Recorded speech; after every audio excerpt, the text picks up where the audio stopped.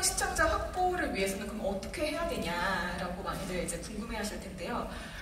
활용해 보실 수 있는 컨텐츠 형식으로는 속보나 라이브 이벤트 또는 설명형과 해설형 컨텐츠 같은 거를 이제 컨텐츠 형식으로 좀 활용해 보실 수 있는데요. 유튜브 채널을 운영하고 계신 분이시라면 컨텐츠 분석 항목에서 노출이나 시청 건수, 그다음에 시청 시간, 추천 트래픽 등을 참고해서 이러한 지표들을 분석을 해보실 수 있습니다. 제가 예시로 한번 들어갔는데요. 주제 관련된 설명 컨텐츠 예시로는 지금 비디오 모그 많이들 아시죠? 비디오 모그 영상을 한번 사례로 좀 들어보려고 하는데요. 야매 종류의 검은 속내가 결국 드러나고 화두가 되고 있는 지소미아 관련돼서 지금 비디오 모그에서는 기자분께서 설명형으로 지금 이야기를 풀어나가고 계시는 것 같습니다. 제작하는 카드 하나가 있습니다. 바로 지소미아 파기입니다. 아마 많은 분들이 좀 궁금해하시네요. 지소미아가 종류가 최근 결정됐는데 그게 어떤 걸 의미하는지 많은 분들이 좀 궁금해하실 텐데요.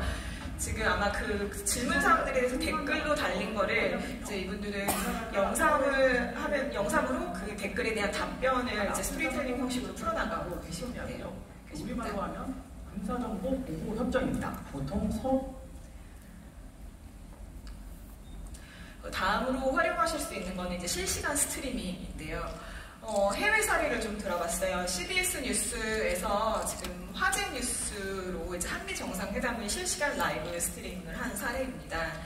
실시간 스트리밍을 활용하기 좋은 부분은 시청자가 이제 실시간 스트리밍을 놓치더라도 나중에 VOD 클립으로 영상을 재편집해서 다시 시청을 하실 수가 있거든요. 그래서 영상을 활용하는 부분에 있어서는 좀 다양하게 활용하실 수 있어서 뉴스 파트너분들의 이제 새로운 시청자 확보에 위해서는 실시간 스트리밍 부분을 적극적으로 활용하셔도 좋을 것 같습니다. 그리고 다음으로는 이제 구독자 확보하고 유지하는 부분인데요. 구독자를 확보를 하기가 되게 상당히 어렵잖아요.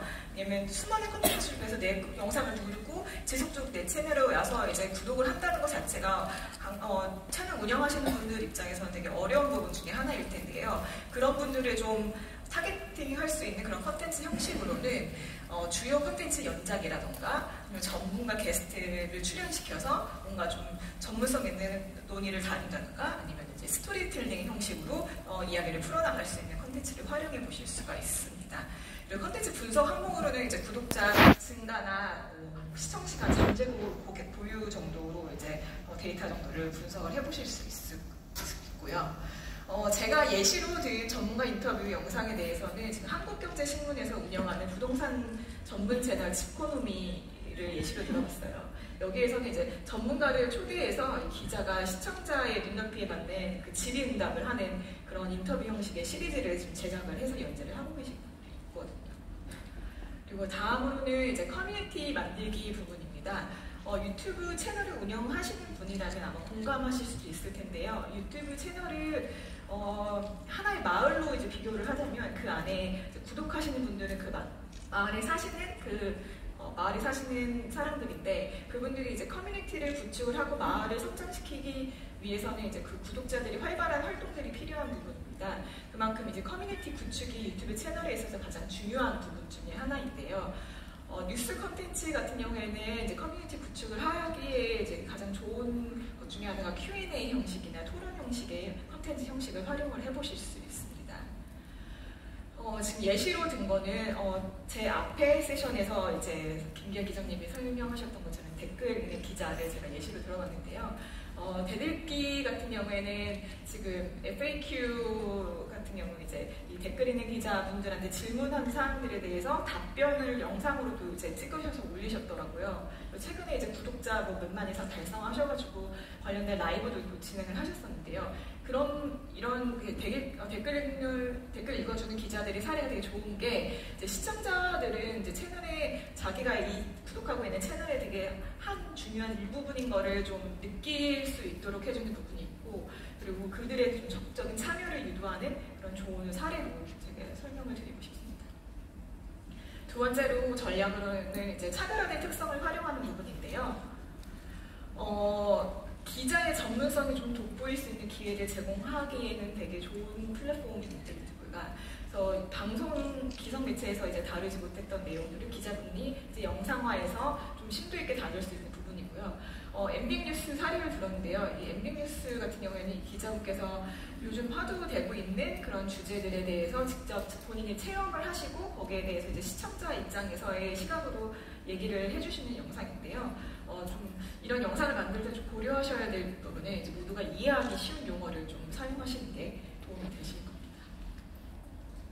그리고 다음으로는 요즘 뉴트로라는 뉴와 레트로라는 이제 복고, 새로운 복고의 트렌드가 이제 한창 트렌드화되고 있는 부분인데요. 방송 엔터테인먼트 쪽에서도 이제 아카이브성 컨텐츠, 옛날 이제 구작들을 지금 유튜브에 많이 이제 올리고 있는 부분인데 유튜브에서도 그 시청 시간이 좀 많이 증가하고 있는 부분입니다. 그와 마찬가지로 지금 뉴스 컨텐츠도 보관된 아카이브 영상을 좀 활용해 보실 수 있는 사례가 있는데요. 14F, 1사F 같은 경우에는 지금 그 90년대에서 사용했던 그런 언어들, 그런 것들 옛날 아카이브 뉴스 컨텐츠들을 좀 짜집게 해서 재편집해가지고 좀 재밌게 풀어낸 그런 스토리인데요. 이런 보관된 자료를 좀 적극적으로 활용해 보시는 것도 차별화될 수 있는 그런 특성을 활용하실 수 있는 방법이 될 것 같습니다. 그리고 전문가의 코멘트를 이제 시청자에게 제공하는 형식이 될 텐데요.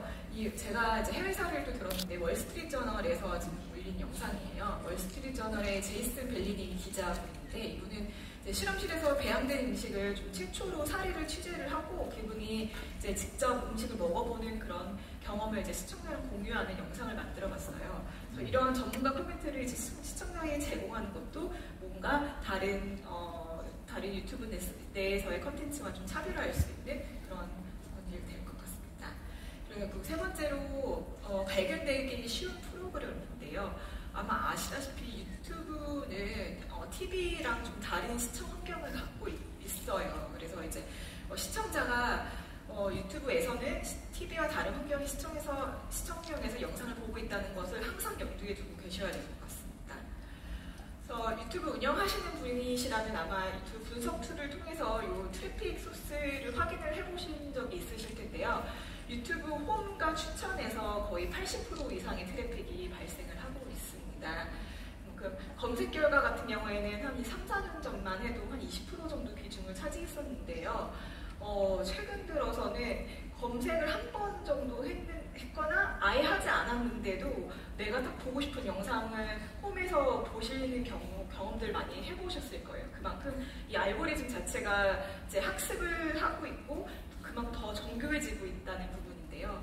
그래서 이 알고리즘에 그러면 어떻게 영상을 잘 노출시킬 수 있냐라고 많이들 궁금해하실 거예요. 근데 이제 알고리즘의 시청자를 이제 쫓아오고 있기 때문에 이제 이 알고리즘이 이 시스템 자체가 영상을 얼마나 이 시스템에게 영상을 얼마나 잘 이해시키냐가 가장 중요한 방법일 것 같습니다. 그래서 유튜브 콘텐츠 같은 경우에서는 이제 이 시스템이 영상을 잘 이해시키기 위해서는 할 수 있는 방법들 중에 하나가 이제 영상에 대한 제목과 텍스트에 대한 이제 메타데이터를 잘 입력을 하시고요. 영상 이미지를 잘 설명하는 썸네일 이미지를 잘 반영하시는 게 이제 가장 기본이 돼야 되는 부분입니다. 그리고 일관성 유지인데요. 많은 분들이 이제 저한테 물어보시는 게 일주일에 그럼 영상을 몇 개 올려야 되나요? 라고 많이들 질문을 하세요. 그래서 사실 영상의 개수가 중요한 것보다 그 몇 개의 영상을 얼마나 규칙적으로 올릴 수 있는지가 되게 중요하다고 항상 저는 말씀을 드리곤 합니다.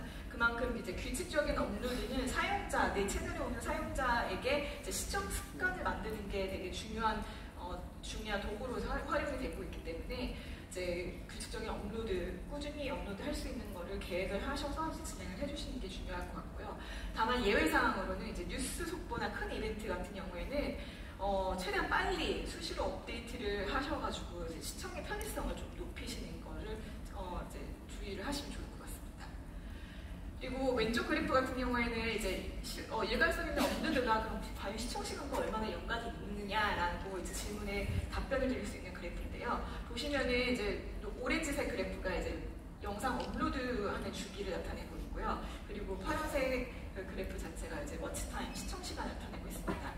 규칙적인 업로드가 이제 실제 시청 시간도 규칙적으로 스테이블하게 작용하는 게 연관이 있다는 걸 나타내는 조사 데이터고요.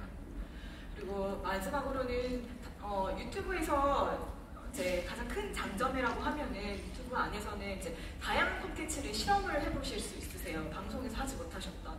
그래서 이제 새로운 콘텐츠를 테스트하실 때 이제 좋을 항목들을 제가 좀 뽑아봤는데요. 뭔가 지속 가능성 하는 콘텐츠인지, 뭐 내 채널과 유사한 채널에서 이제 올라가고 있는 콘텐츠는 내 채널에서의 오디언스도 좋아할 만한 콘텐츠인지를 또 같이 모니터링하면서 벤치마크 하실 수가 있고요. 그리고 채널과 브랜드 연관성도 해보실 수 있고, 이런 것들을 이제 하나씩 실험을 해가시면서 좀 개선될 부분을 좀 보완해 나가면서 이제 완벽한 포맷으로 만들어서 유튜브에 콘텐츠 유통을 해보실 수 있을 것 같습니다. 그리고 이제 제가 5가지 전략을 이제 소개를 드렸는데요. 혹시 도움이 되셨나요? 제가 마지막으로 이제 시간이 별로 없었는데 마지막으로 좀 설명드리고 싶은 거는 유튜브는 제가 이제 유튜브 업무를 하면서 좀 느끼는 부분이겠지만 유튜브는 이제 기성 매체랑 다르게 뭔가 사람 냄새가 나고 이제 생명력 있는 그런 플랫폼이라고 생각을 해요. 그래서 시청자들의 이제 얘기를 듣고 그분들의 반응에 대해서 이제 호응을 해주시고 그리고 그분들이 직접적으로 적극적으로 참여를 할 수 있도록 하는 게 가장 중요한 부분 중에 하나라고 생각을 합니다. 그래서 그런 시청자분들의 호응과 멀티 커뮤니케이션 부분에 있어서 이제 잘 염두에 두시고 앞으로 유튜브 채널 운영하실 때 많은 도움이 되셨으면 합니다. 감사합니다. 네, 고맙습니다. 아까 뭐 민감한 질문하지 말라고 하셨는데 다른 건 아니고요.